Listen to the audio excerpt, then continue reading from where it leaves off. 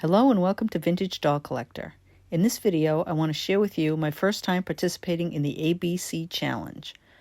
The Friends of the UFDC Doll Museum Facebook group does a challenge every year in the month of January for members to post a doll for each letter of the alphabet. The photos in this video are from the 2023 challenge. I really worked hard to find a doll for every letter. Some of these dolls I may have shown in previous videos, but a lot of them I think will be new to the channel. A is for Alice in Wonderland. This 16-inch vinyl version was sculpted by Faith Wick for Dakin and is dated 1984. I love her face. She could be a little girl from any era. B is for Bubblecut Barbie in her bell dress. The dress is a 1962-63 pack item, and the shoes are from the Flats and Heels footwear pack from 1969. C is for Cora, friend of Sasha. 16 inches tall, all vinyl, made in England. This outfit dates her to 1984. D is for Diola Dye advertising doll. This 11-inch printed cloth doll is one of 3 dolls that the company from Burlington, Vermont issued between 1910 and 1930. Here's the back side. E is for F&B. She's either Little Lady or Bride from the late 1950s. The F&B glamour dolls are among my favorites. When I first got this doll, I thought she must be all original because her outfit is vintage and so well made, but the round snaps and pinked seams have led me to conclude she was redressed as a bridesmaid by a very skilled sewer. Here's a detail of the skirt applique. And here's a side view of her veil. F is for Family Corners. These 1/12 scale dolls were produced by Mattel in the mid-1990s. The black dolls are named Nichelle and Kurt. The girls came with a wedding gown and house. The dolls could be used with regular dollhouses too. The boys had a tux and a structure that was a wedding chapel on one side and a nursery on the other, complete with baby. The dolls were like adorable miniature Barbies and Kens. Here's the back of the box. A variety of ethnicities was available. The Asian dolls in this series, Trista and Derek, are the hardest to find. G is for Goody Cole.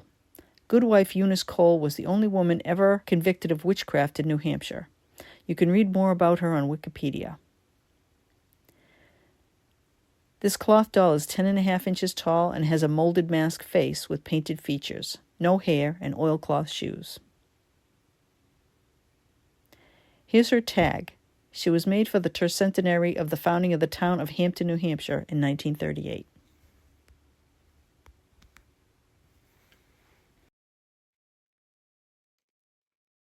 H is for Harriet Beecher Stowe by Hallmark. This 8-inch printed cloth doll was sold in 2000 and was a promotional tie-in with the U.S. Mint. A doll was produced to go along with each of the state quarters that were issued the first 2 years. Harriet Beecher Stowe represents the state of Connecticut. Her box is like a little house. There's a plastic thingy inside the box lid to hold the quarters. I believe the dolls were also available without the box for those who were not interested in collecting the quarters.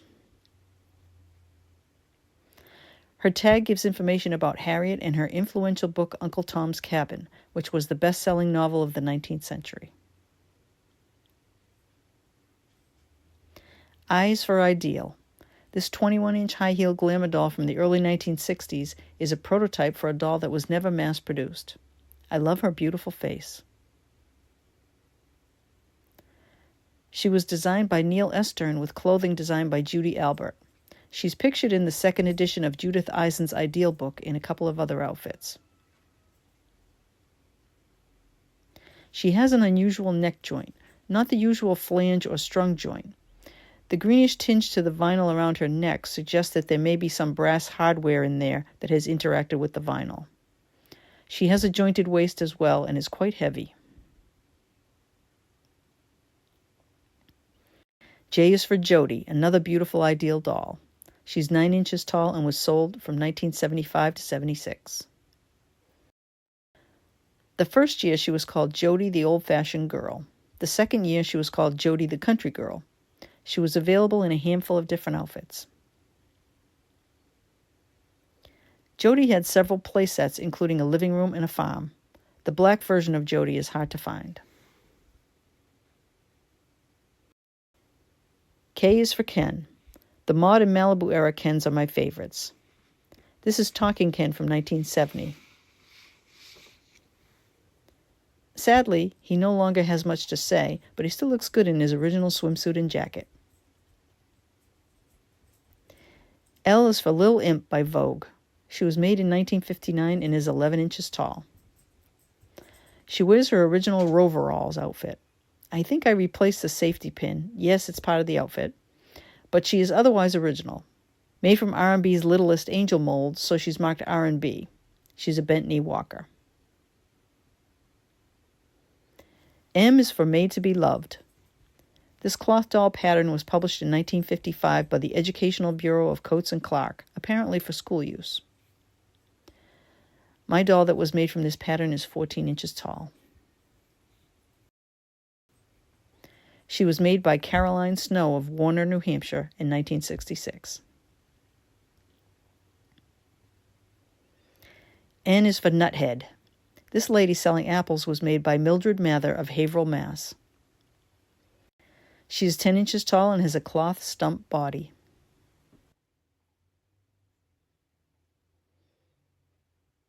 O is for 1-2 Button My Shoe by Nancy Ann's Storybook Dolls.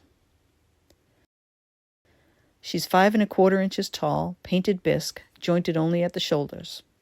Her jacket and hat are felt, and her skirt is taffeta. She has painted black boots with white dots for buttons. She also has her original box. P is for Patina, Hasbro's 9-inch fashion poodle from 1966. She came in the polka-dotted bikini and had 5 extra outfits you could purchase separately. This one is called Campus Capers. Ooh La La is a satin evening gown with rabbit fur trim on the stole. It comes with earrings, but Patina's ears are not pierced, so you'd have to poke holes in her ears for her to wear them. Peteena has a removable tail to make her easier to dress, and rooted eyelashes and fuzzy white fur on the top of her head only. Q is for Quick Curl Miss America. She has borrowed Busy Barbie's outfit for the photo. Quick Curl Miss America was originally issued as a brunette in 1973, but went blonde the following year. In addition to being sold in stores, she was available as a premium from Kellogg's for $3 plus 2 cereal box tops. The quick curl feature was made possible by tiny strands of wire rooted along with the doll's hair.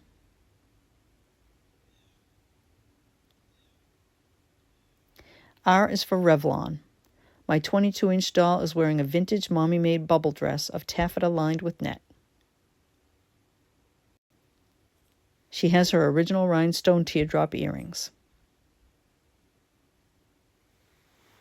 She was made by Ideal in the late 1950s.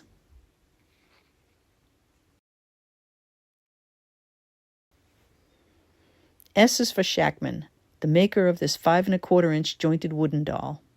She dates to the 1960s or 70s and was sold as Deluxe Collector's Handmade Miniature Lady Doll. Here's a better look at her face. There was a gentleman doll offered as well. T is for Larry Tixon, who made this 6 5/8-inch jointed wooden Hitty doll for a UFDC event in 2001. She wears her original outfit, which includes a petticoat and drawers. Here she's undressed so you can see her joints. She's signed on her back. U is for Unita, the maker of these 2 Barbie-sized dolls from the 1960s. They're from the Children of All Nations United series. Their outfits are polished cotton. The brunette is Miss Japan. Her lip paint is a little askew. Their hair, like many Unita dolls of this era, is not great quality. The blonde is Miss Italy. Their faces are similar to Unita's Miss Suzette, except they have sleep eyes. The same head mold was sold with a ponytail hairstyle as Miss Debutante and as a bald doll with wigs as Wendy Ward. Here you can see the back of their outfits. V is for Valentine, the maker of Polly, Junior Miss Fashion doll. She's a Barbie clone from the early 60s. Her hair is very nice quality. I could probably have cleaned her up a little better for the photo. I got Polly in her original box. Her swimsuit is also original, but I don't think the shoes are.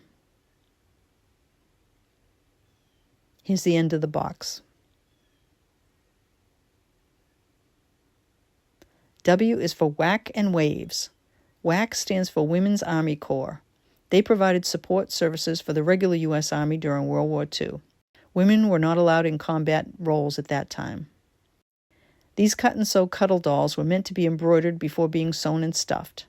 The panels measure 15 inches wide and 13 inches high. WAVES stands for Women Accepted for Volunteer Emergency Service. This was the women's branch of the U.S. Naval Reserve. These dolls were made by Betsy Ross Needlework. If anyone has other dolls by this company or info about it, please leave a comment. X is for X-Acto knife, which I use to cut and score the pieces to put together this three-dimensional paper doll. She's one of 9 8-inch dolls in the book, A World of Costumes and Cutout, which depict different eras in fashion history. She's the 1815 doll. The book comes with an appropriate background for each doll. Here's her face. Y is for yellow, a color that doesn't look good on me. Collecting fashion dolls allows me to enjoy colors and styles I would never wear myself. The little doll in the front is Dawn's friend Angie, wearing Gold Glow Swirl. Behind her is Talking Barbie, wearing Long and Fringy from 1972. Next to her is Vogue's Jan doll, wearing number 7416 from 1957, and a reproduction midge in Barbie's Orange Blossom outfit.